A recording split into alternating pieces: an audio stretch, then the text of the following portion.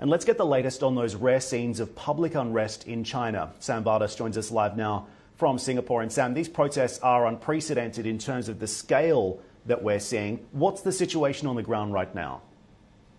Good morning to you, Dan. Well, I've been speaking to people in China, certainly this morning, who say it's a lot calmer on the streets, a lot quieter than what we saw over the weekend. Perhaps people returning to work and, of course, school for this Monday.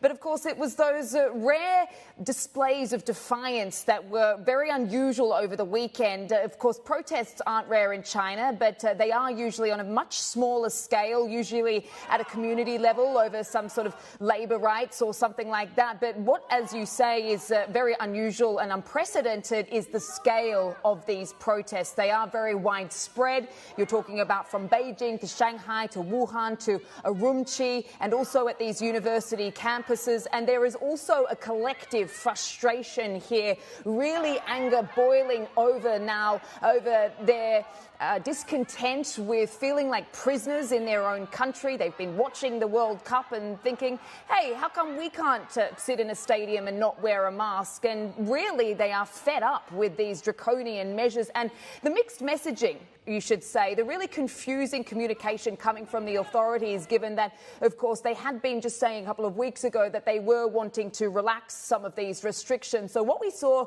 over the weekend, as you saw in those pictures there, is people spilling out into the streets in many cities across China. And this is over their frustration over the lockdowns. But one of the catalysts, this was largely fueled by a fatal fire in Urumqi over in Xinjiang. Now, the accusation there is that the lockdowns that are taking place in that area prevented these people from being able to leave their homes when that fire broke out. Now, officials have denied that, but this is the anger, as I said, that's been spilling out into the streets as a result of that. Now, some of these protests are relatively peaceful, as you can see there, and you can see in some of the pictures, actually, that people are holding up white pieces of paper, and this seems to be in some kind of tactic as a silent protest to avoid arrest. We do know that there have been some arrests, but this does come as cases continue to climb. We've seen another record-breaking number of infections today, over 40,000 new cases being reported, and that is why we have seen, as a result of that, more restrictions, more lockdowns,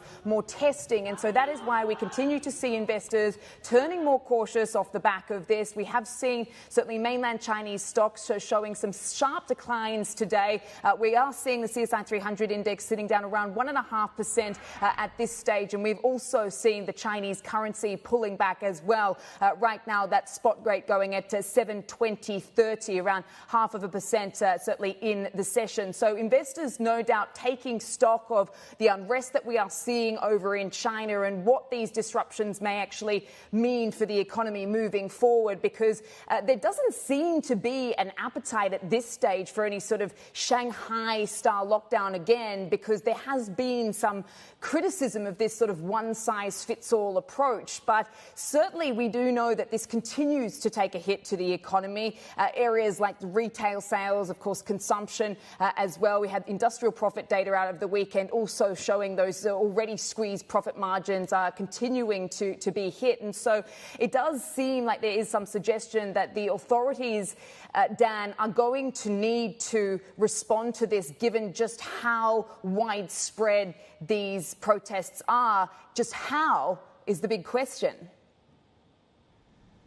Exactly, Sam, and you really do have to feel for the Chinese people who have been locked in while the rest of the world opened up. But as you say, these protests come as COVID cases continue to hit record highs. Some analysts now saying that this unrest is raising the prospect of an earlier reopening, perhaps. We know that Chinese economic growth is predicated on social stability. So how is the government and President Xi likely to respond?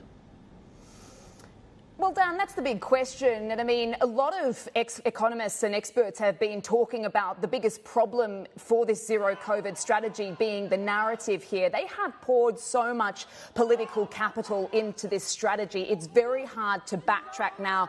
And they don't want to be seen to be having their hand forced by the outside world or even their own people by carrying out these protests. So what we're going to have to see, and what a lot of experts are suggesting, is a gradual change in the messaging and the tone and the communication about how this virus is playing out at the moment, and the fact that it's not as deadly as first thought, and that the vaccines certainly are working. Now, to put this in perspective, we've been speaking to a number of guests today, and it's interesting because a lot of them have been trying to put these protests very much into context, because what we're seeing is protests that contain about hundreds or thousands of people. These are cities that are tens of millions of people in terms of their population. So these are small in terms of the scale of these cities. And they're also not sort of movements or sort of broad-based political protests against the government. This is purely out of frustration from these zero COVID lockdowns, and also over the implementation of these measures, because, of course, just a couple of weeks ago, we had the authorities trying to ease some of these restrictions while they are seeing surging cases. So it does seem a bit conflicting and a little bit confusing for residents at the moment. And this is what we are seeing certainly spilling out into the streets. Very much their patience running thin with these policies. Dan, back to you.